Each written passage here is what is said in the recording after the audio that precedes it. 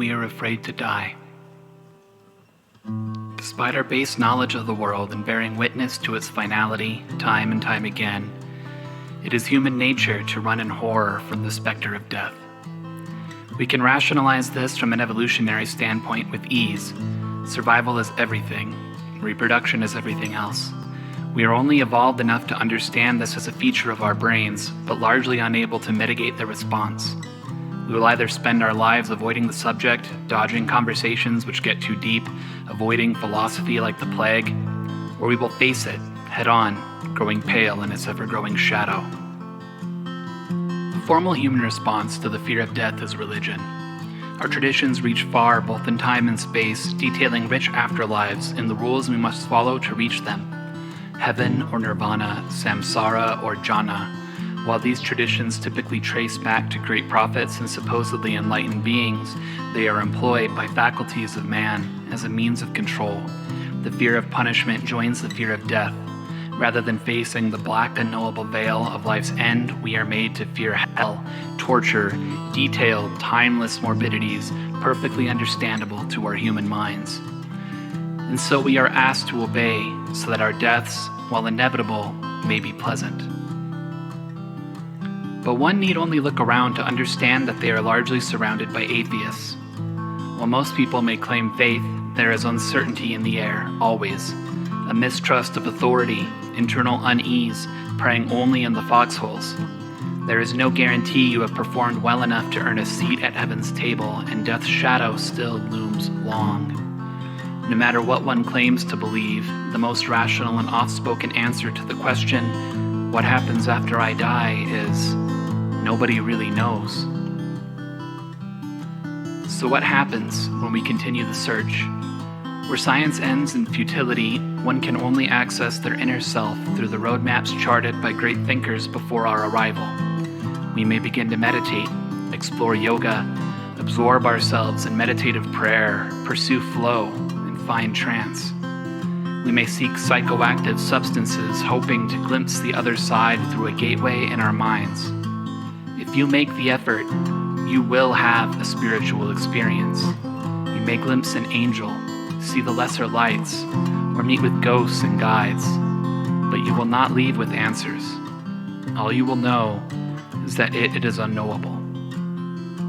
These experiences are met with skepticism. It will be hard to talk about without being taken for a lunatic, and if your experience does not conform to the major religion of your region, you may be seen as evil in addition to insane. Outwardly science-minded individuals will suggest it was a creation of your mind rather than a glimpse of the beyond. But if you subscribe to the Hermetic axiom, as above, so below, you know it doesn't matter.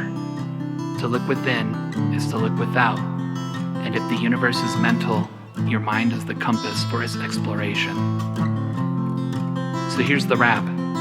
If you see the world through what is knowable by our instruments, death is a mystery, or worse, a silent sleep which lasts forever. Some find comfort in this particular fable, but for most, non-being is an existentially terrifying thought which goes against anything which can be experienced by the very nature of the universe's isness. I am, so I am not. In my sleep, I am without my body, but I still am. There is no stick to hold next to the idea of nothing because everything is. If you see the world through the obligation of your religious choices, there will be doubt gnawing at the back of your mind, evaluating the intentions of the writers of the books, the humans who benefit from your blind belief. You may hope for heaven and fear hell, but you will have certainty of neither. There are those with true faith, but their faith comes not from knowledge, but instead from surrender. Surrender, which those of the third path are familiar. Whether you are a meditator, flow seeker, or substance user, surrender is the first thing you learn. You have to lean into it. What you resist persists. You must surrender to your shadow, face your fears, deal with your guilt and shame, and push through to your new self.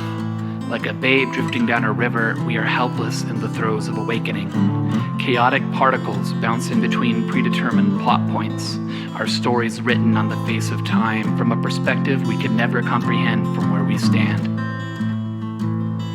You will know enough to know you know nothing. You will know that love is everything, that everything ends, that everything begins, that everything is and nothing is not, that there is more, but more is not now, that this is you, and you are here, and you must be, firmly.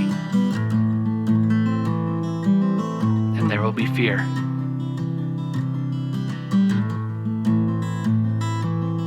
We have been to the moon. We have charted the depths of the ocean and the heart of the atom. But we have a fear of looking inward to ourselves because we sense that is where all the contradictions flow together.